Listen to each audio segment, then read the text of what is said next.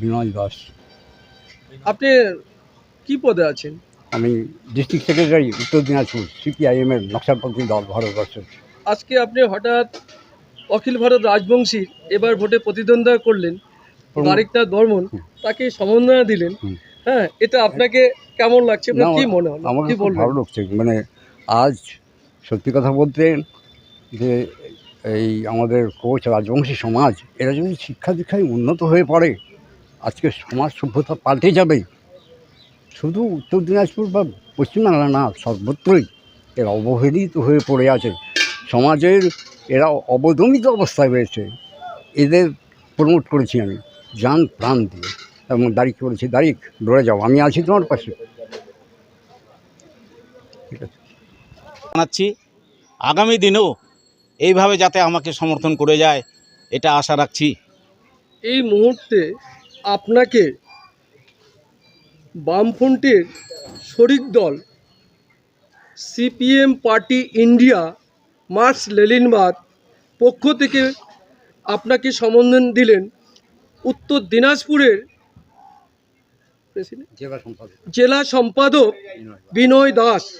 আপনাকে এই মুহূর্তে কেমন লাগছে? খুব ভালো লাগছে।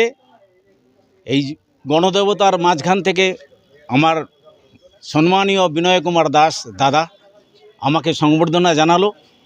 এতে আমি খুব আনন্দিত এবং খুব খুশি এবং খুব ভালো লাগছে। এরপর রায়গঞ্জে উপনির্বাচন আছে। আপনার রাজবংশী সমাজ থেকে আপনি কি আগামী উপনির্বাচনেও কি প্রস্তুতি নিচ্ছে? আগামী উপনির্বাচন ডিক্লেয়ার হলে আমি চেষ্টা করব আমার রাজবংশী সমাজ থেকে, অখিল ভারতীয় রাজবংশী সমাজ থেকে ক্যান্ডিডেট দেওয়ার। এবার আপনি উত্তর দিনাজপুরের হঠাৎ আপনি দাঁড়ালেন, প্রতিদ্বন্দ্বিতা করলেন রাজবংশী সমাজ থেকে, কেন? আমাদের রাজবংশী সমাজ উত্তর দিনাজপুরে প্রচণ্ডভাবে অবহেলিত। সরকার, কেন্দ্রীয় সরকার, রাজ্য সরকার এবং আমাদের যে দলগুলো আছে, বিভিন্ন দল, রাজনৈতিক দল, এরাও আমাদের অবহেলিত করছে। কারণ আমরা 36% রাজবংশী থাকা সত্ত্বেও কোনো রাজনৈতিক দলে আমাদের প্রাথমিকতা নেই, জেলা প্রেসিডেন্ট নাই, সেক্রেটারি নাই। এইভাবে এরা বঞ্চনার মাধ্যমে আমাদেরকে রাখছে।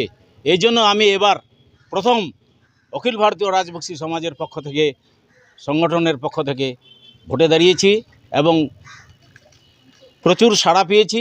এজন্য আমাকে খুব ভালো লাগছে। আগামী দিনে 2026-এর বিধানসভায় আমি 5টি বিধানসভা কেন্দ্রে ক্যান্ডিডেট দেব, এই আশা রাখছি। আপনি তো উত্তর দিনাজপুরে এবং রায়গঞ্জ পঞ্চায়েত সমিতির বিজেপি বিরোধী দলনেতা ছিলেন। হঠাৎ আপনি সেই দল ত্যাগ করে আজকে নমিনেশনে দিলেন।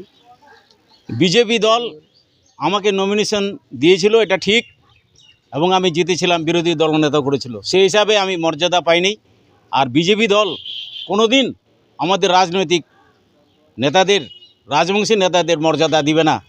তুমি দেখে থাকবা, বিভিন্ন জায়গায় আমাদের রাজবংশী যারা ভোটে জিতেছে তাদেরকেও প্রাধান্য দিচ্ছে না।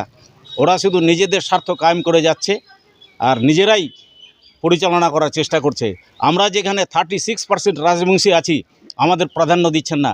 শুধু 3% যারা ব্রাহ্মণ, কায়স্থ, বৈদ্য যারা আছে, তারাই আমাদের